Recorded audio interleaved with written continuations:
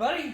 Well, I've been working on this little 400 and I got a few things figured out here.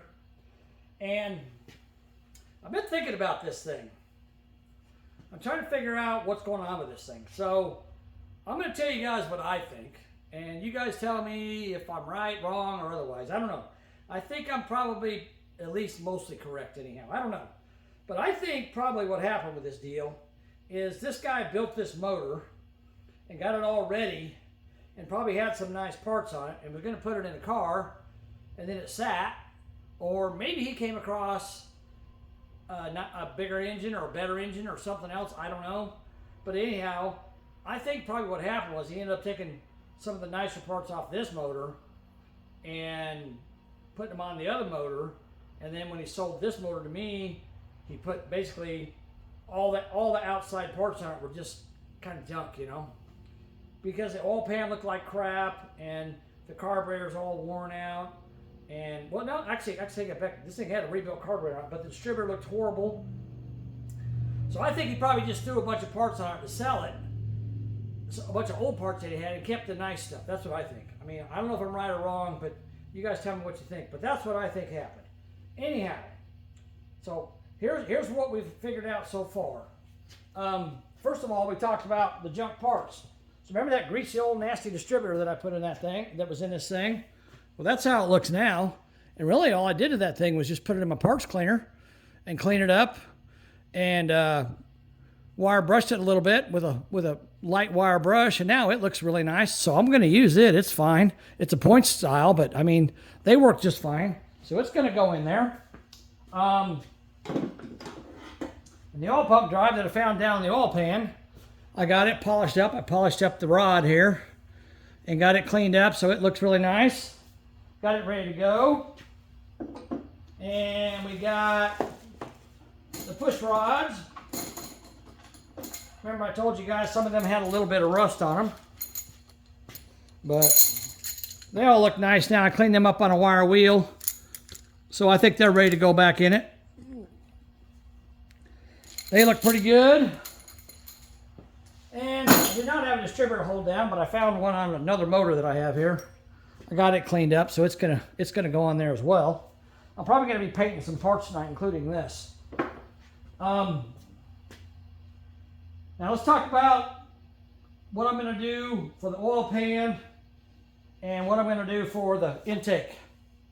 So the oil pan on this thing, you guys saw it looked horrible. It had a bunch of rust on the inside of it. I don't know why it had rust on the inside of it. The outside of it was painted. The inside of it was rusty. So I spent a good 3 hours on it because this is the one thing I don't like about Mopars. And I don't get me wrong, guys. I like, if it's American, I like it. I like any cars. But the one thing that bothers me about Mopar, and you Mopar guys will shake your head, yep, is Mopar parts always seem to cost twice as much as Ford and Chevy parts. And I don't know why it is. I know Chevy's the cheapest because there's more of them out there. And I kind of lean towards Chevrolet, but I like them all. And if I come across a Ford or a Mopar that I can buy for a good price and fix it up a little bit and get some enjoyment out of it, or send it down the road for someone else to get some enjoyment out of it, I don't mind buying them. But the oil pan, a new oil pan was like $100. And you can buy a Chevy oil pan for like $50. And you can even buy a chrome Chevy oil pan for like $60. So I spent a few hours on this one. I got it looking pretty good. What do you guys think? You think that's acceptable? I think it is. I mean, and the good thing is it's a Mopar pan. It's got a part number right there stamped into it. 933SS48. Two S's and a 48, whatever that means. Or maybe it's 933S648. I don't know. It's hard to tell.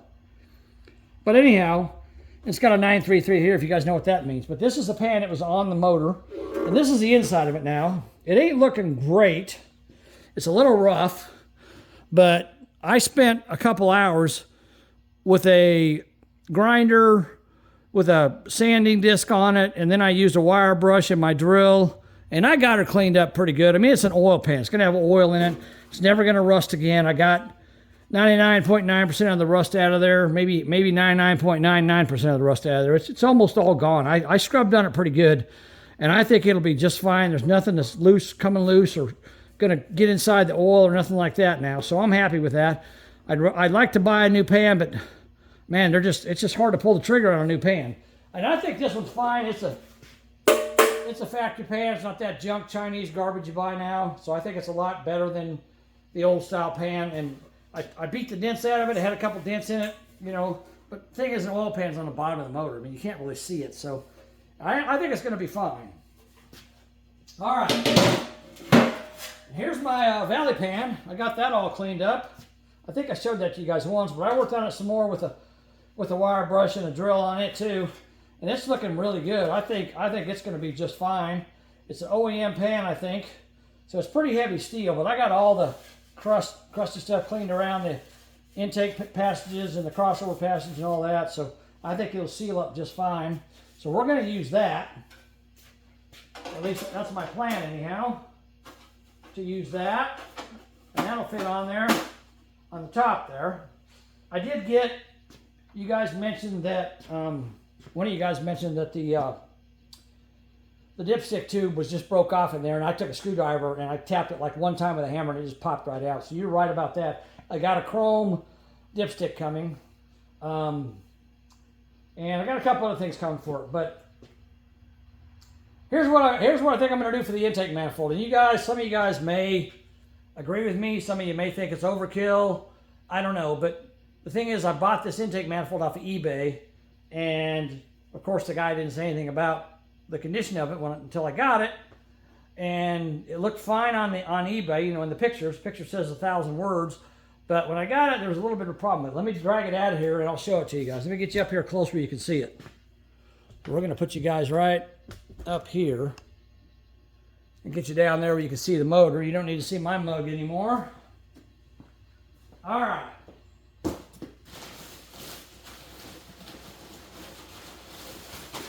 So the good thing about this intake manifold is it's old school. Back when Mopar had the direct connection at the Mopar dealership, and you could buy this stuff. That's where this oil or this intake manifold came from. So it's an Edelbrock DP4B, and it actually has a Chrysler part number on it, 2836149. So it's made for the 400 engine. So you could buy this directly from Mopar. Now the problem with this thing is the thermoquad that I have won't fit on here and allow the barrels to open up. So, and the other problem is somebody in their brilliance, the outer bolts here, the Holley mounting bolts here, they apparently stripped several of them out, because now it has a 3/8 inch bolts studs in here. They're 3/8, not 1/4 inch. So they're quite a bit bigger. They take a 3/8 nut, and of course the carburetor won't fit unless I drill out the base plate on the carburetor, and I really don't want to do that. So here's what I came up with. I am going to put this gasket on there that I drilled out the holes in so it fits. And then I'm going to take this 2-inch spacer that I had. I dug around in some of my stuff, and I was trying to find an adapter. And this is what I came up with. So that's going to go on there. And I had to drill these holes out a little bit bigger. But the bad part is when they put these bolts in here, they didn't put them in the correct spot. They're a little bit off. So it's a good thing I'm using this, because the carburetor, I would have probably had to drill the holes pretty big on it to make it fit. But I put that on there. That's going to give me a little bit of height. And I'm probably going to have some hood clearance problems. I don't know, but maybe I will, maybe I won't. But anyhow, that's what I'm going to put on there. And then I've got, the other problem with this intake manifold is it does not have the provision over here for the factory choke. The choke that goes on the factory manifolds. So I came up with this solution.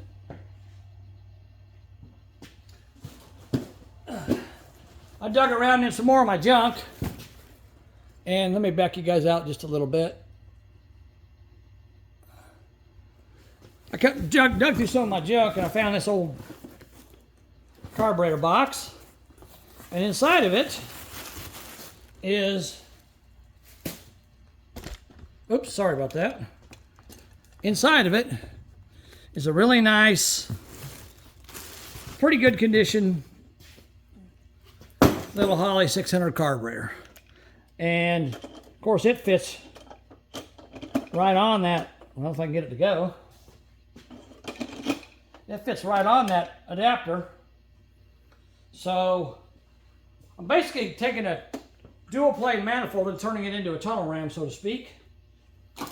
And I know I'm probably going to have some idle issues and, you know, maybe a little bit of a bog coming off the line. I don't know.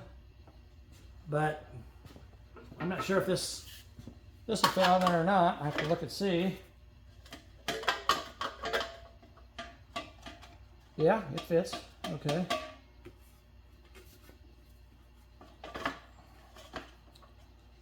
So that's what I came up with for my induction.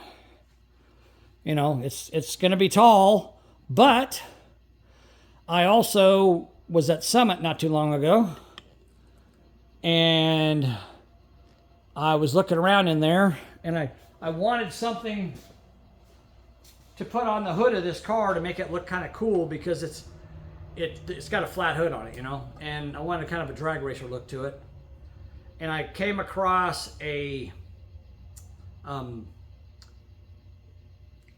scoop that's not very tall. I hope it's tall enough to clear this.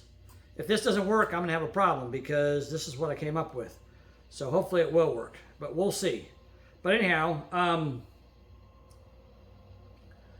I was planning on putting that hood scoop on the hood anyhow, so I think it'll look pretty cool like that.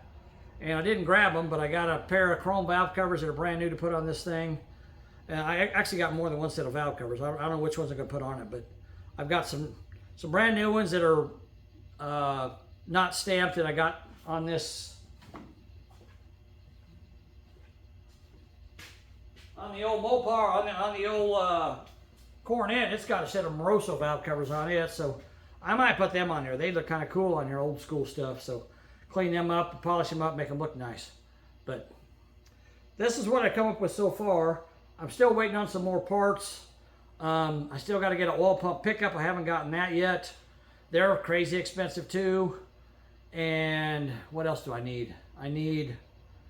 I got oil pan gaskets coming. I decided not to use that oil soaked one. I'm not going to do that. That's just crazy. I got a dipstick. I don't know. I got some little parts. I got to come up with plug wires and plugs and all that stuff. So I'll do all that later. But anyhow, this is where I'm at with it. This manifold, I think what I'm probably going to do is, it's a little bit rough. And I got this spacer on here, and I've got, where's that at? I've got this thermostat housing. Oh, you can't see it. There you go. I got this thermostat housing here. It's going to go on there. I think I'm going to take all this aluminum stuff and clean it all up and just paint it with like an aluminum paint so it all matches the same color. And that way it'll look good. And I could take this and have it bead blasted to it. I may do that. I don't know. I got to call a shop tomorrow and see what they can do for me. But anyhow, that's where I'm at with everything else. I'm going to start continue cleaning on this motor. I got some things I got to do tomorrow. Probably won't work on it tomorrow, but this weekend I'll be here working on it. And actually tonight I'm going to paint the valley pan, the oil pan, and probably some of the linkage pieces and the distributor hold down. I'm going to paint that tonight, or at least prime it tonight, and let it sit and dry so I can get going on it. But I don't know. I don't know if I should paint the intake manifold or have it bead blasted. I don't know which, but it's got a little piece of damage to it that I got to fix, but that's no big deal. But anyhow, so that's what we're looking at here. We got this 2-inch spacer I'm going to put on there. I've never used one of these before, so I'm kind of curious how it looks. But I did have to drill out. I did have to drill out the bottom mounting holes for it to fit these bolts, because they were not put in there right. But the good thing is I can I can now look down in here and I can line it up to where it's lined up exactly where it needs to be, and then I can tighten up the bolts and it'll be a straight shot into the intake manifold. So I think it'll be pretty cool like this. One thing I'm worried about is my throttle cable. I don't know if it's going to be long enough. I may have to try to figure something else out for that, but we'll just give it a shot and see what happens. All right, guys, so make sure you can see me here. I think you can see me. That's where we're at with the little 400. It seems to me like guys on YouTube like the shorter videos. They don't like watching like an hour or hour and a half long, 2 hour long videos. So I think I'm going to make little short movies like this, short videos that are easier to watch.